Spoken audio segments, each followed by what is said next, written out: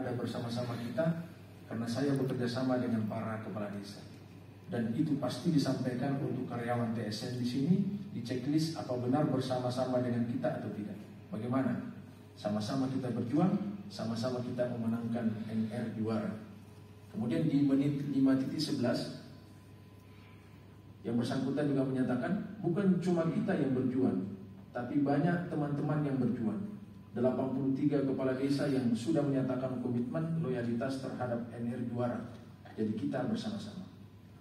Fakta keterlibatan masif para kepala desa tersebut kembali terkonfirmasi 2 hari pasca hari pemungutan suara. Pelanggaran apa saja yang dilakukan oleh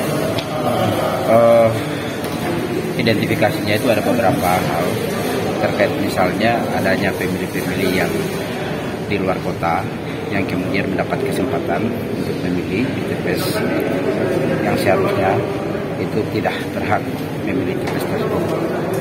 Terus yang kedua terjadi perselisihan yang mana jumlah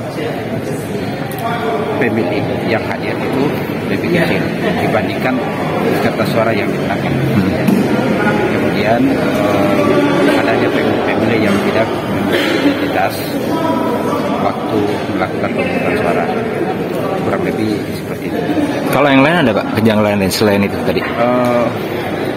Terus adanya tidak sinkronnya pemilih tambahan yang mana terjadi di antara persandingan antara hasil wali kota dengan hasil misalnya seharusnya pemilih tambahan itu 7, seharusnya di DP hasil untuk gubernur juga 7. Nah, sementara faktanya misalnya ada yang 5, kemudian hasil gubernur 7, sehingga di situ ada selisih. Nah, seharusnya pemilih-pemilih seperti ini seharusnya sama.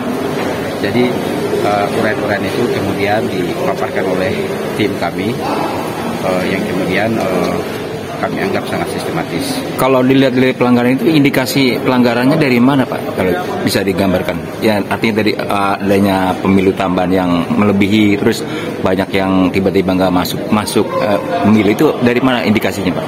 Enggak, arti gambarannya bisa dilihat dari mana itu Pak? Jadi gini, misalnya di daftar hadir pemilih tambahan. Nah, di daftar hadir pemilih tambahan itu, di situ kan mereka cantumkan NIK daripada pemilih itu. Kalau kemudian setelah NIK itu dicek, ternyata pemilih-pemilih tambahan ini terdaftar di DPT daerah lain. Artinya apa? Bahwa seharusnya pemilih-pemilih seperti ini tidak layak untuk memilih di situ sebagai pemilih tambahan. Nah, itulah yang terjadi saat ini. Nah, itulah menjadi poin gugatan atau permohonan daripada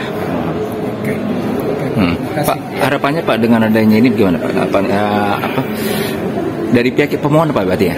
Ya, harapannya bahwa ada keadilan yang kemudian pihak-pihak yang merasa dirugikan kemudian mendapatkan akses di Mahkamah Konstitusi. Dan alhamdulillah selama ini sejauh ini pihak MK telah memberikan pelayanan yang cukup baik